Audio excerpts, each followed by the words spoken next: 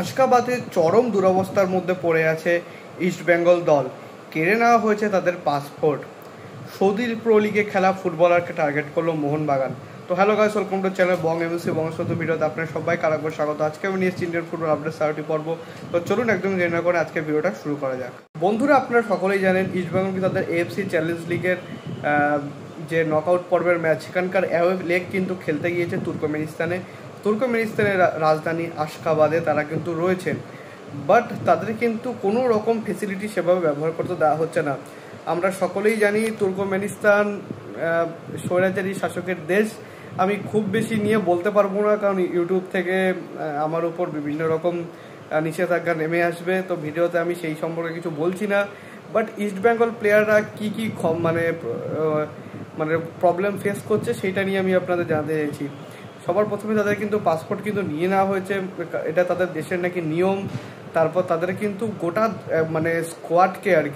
গোটা স্কোয়াডকে তার সাথে তারা সাপোর্টিং টিম আছেন, কোচিং প্যানেল আছে। একটা যখন ট্রাভেল করে তো তার সঙ্গে তো শুধুমাত্র মানে দলটা বা তার সঙ্গে শুধু কোচ যায় না, সঙ্গে একটা গোটা টিম থাকে, ম্যানেজার থাকে, যারা ড্রাইভার বা সেই সবও থাকে বিভিন্ন রকম। বাইরে মানে বিদেশে খেলতে গেলে সাধারণত ড্রাইভার থাকে না দলের সাথে, বাট দেশের মধ্যে থাকে। যাই হোক, সেটা মানে অন্য কথা। তো তাদেরকে মোট 4টে মাত্র সিম প্রোভাইড করা হয়েছে। তুর্কমেনিস্তানে কিন্তু এমন একটা দেশ মানে সেখানে কিন্তু বলতে গেলে একটা ছোটোখাটো নর্থ কোরিয়া। সেখানে কিন্তু মানে ইন্টারনেট ব্যবহারে কিন্তু মানে নিষেধাজ্ঞা আছে। ইন্টারনেট খুব মানে নিষেধাজ্ঞা বলবো না, রেস্ট্রিকশান আছে আর কি। সেখানে ফেসবুক, ইউটিউব, ইনস্টাগ্রাম এগুলো কিন্তু অ্যালাউড নয়, সেখানে কিন্তু এগুলো ব্যান। এগুলো কিন্তু যদি এখন ইউজ করতে হয় আপনাকে ভিপিএন লাগিয়ে ইউজ করতে হবে। তো যাই হোক, এছাড়া তাদেরকে কিন্তু প্রথম দিন যারা মানে ইস্টবেঙ্গল ক্লাব যখন ল্যান্ড করেছিল তখন কিন্তু তাদেরকে প্র্যাকটিস করতে দেওয়া হয়নি, বিভিন্ন কারণ দেখানো হয়েছিল। সেটাকে মানে কারণ না বলে অজুহাত বলাই শ্রেয়। এছাড়া তারা যখন প্র্যাকটিস করতে নামলো, মাঠের অবস্থা দেখে কিন্তু প্রত্যেকেরই চক্ষু চড়ক গাছ। একদমই কিন্তু মানে কি বলবো, আমাদের এখানকার পাড়ার মাঠও অনেক ভালো থাকে এখানকার থেকে।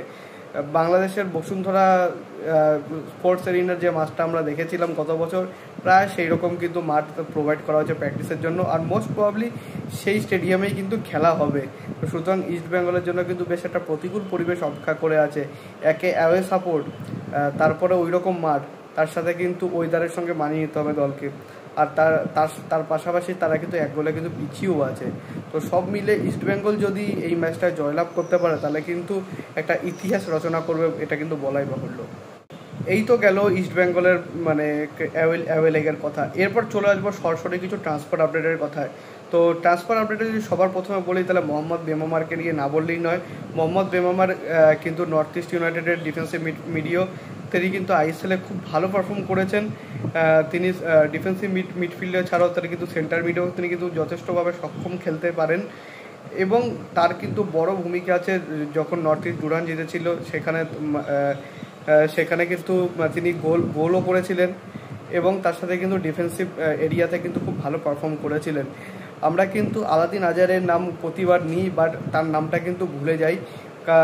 যদি তিনি মাঝমাঠ থেকে বল স্ন্যাচ করে নিয়ে আক্রমণটা যদি শুরু না করেন, তার সেক্ষেত্রে কিন্তু আজারের কাছে পা অব্দি বলই যাবে না। আজারেই কিন্তু নিচে নেমে এসে কিন্তু মানে তিনি কিন্তু বল উইন করেন না, বলটা কিন্তু এই বেমামারই উইন করে। তো যাই হোক, তাকে কিন্তু পেতে ইন্টারেস্টে হচ্ছে দক্ষিণ ভারতের 2 থেকে 3টি ক্লাব। নাম বলবো না, বাট সাউথের 3টে ক্লাব বলতে কারা কারা হতে পারে আপনারা অবশ্যই বুঝে নিন।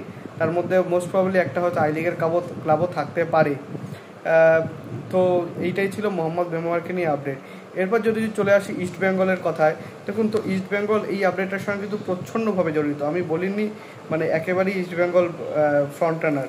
তো সেটা আর কেউ না, রবসন রবিনো। তিনি কিন্তু বর্তমানে ব্রাজিলের 3rd ডিভিশনে রয়েছেন। তো তার কিন্তু কন্ট্রাক্ট এই বছর শেষ হয়ে যাচ্ছে এবং তিনি কিন্তু ফ্রি এজেন্ট হয়ে যাচ্ছেন। এবং সেটার জন্যই কিন্তু শোনা যাচ্ছে ভারতের অর্থাৎ আইএসএলের কিন্তু 3টে বড় ক্লাব, তার মধ্যে একটা ক্লাব নাকি তাকে বেশ কিছু মোটা টাকা কিন্তু তাকে পাঠিয়েও মানে দিয়েছে, প্রস্তাব দিয়েছে আর কি। তো সেই ক্লাবটা কে এখনও অবধি আমি জানতে পারছি না, বাট ইস্টবেঙ্গলে কিন্তু ডেফিনেটলি একজন একজন ফরওয়ার্ড কিন্তু দরকার। তো যে কারণে আমার মনে হয় ইস্টবেঙ্গল কিন্তু সেই টাকার প্রস্তাবটা কিন্তু পাঠাতে পারে। এবার ইস্টবেঙ্গল ফ্যানদের মনে কিন্তু প্রশ্ন আসবে যে লেফট উইঙ্গে তো রিচার্ড সেলিস আছেন, তাহলে তিনি কোথায় খেলবেন? তো দেখুন বন্ধুরা, এই রবসন কিন্তু অ্যাটাকিং মিডফিল্ড পজিশনও তিনি কিন্তু খেলতে পারেন। তো সেক্ষেত্রে মোস্ট প্রবলি দিমি অথবা ক্লেইটন এই দুজনের মধ্যে একজনকে কিন্তু ছাঁটাই হতেই হবে, এটা কিন্তু মানে বলার অপেক্ষা রাখে না। আর লাস্টলি মোহনবাগানের আপডেট আছে একটা। তো মোহনবাগান নেক্সট সিজনের জন্য তারা কিন্তু সৌদি প্রো লিগে খেলা একজন ফুটবলারকে টার্গেট করেছে।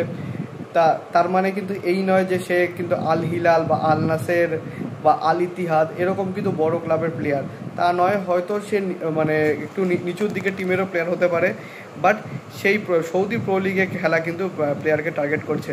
তো ভালো করে একটা জিনিস বুঝুন, কোনো সৌদি আরবের প্লেয়ার নয়, সৌদি প্রো লিগে কিন্তু অনেক বিদেশিরাও খেলে, তাদেরও কিন্তু টার্গেট করতে পারে এবং যথেষ্ট হাইফাই মানের কিন্তু বিদেশিরা খেলে সেখানে। সো এই ছিল আজকের আপডেট ভিডিও। যদি ভিডিওটা ভালো হয় ভিডিও অবশ্যই লাইক করবেন, চ্যানেলটি সাবস্ক্রাইব করে বেল আইকনটা অবশ্যই প্রেস করে দেবেন আমাদের সমস্ত ভিডিও আপডেট ও নোটিফিকেশন সবার আগে পাওয়ার জন্য। এছাড়া আপনি আমাদের সোশ্যাল মিডিয়া হ্যান্ডেল ফলো করতে পারেন, লিঙ্ক আমি ডিসক্রিপশনে ফার্স্ট কমেন্ট দিয়ে রাখবো। সব মেক শিওর ফলো দেন, ছোটোখাটো আপডেট কিছু দেওয়ার চেষ্টা করি সেখানে। দেখা হচ্ছে পরে ভিডিও, তারপর তো bye bye, glory glory, man United.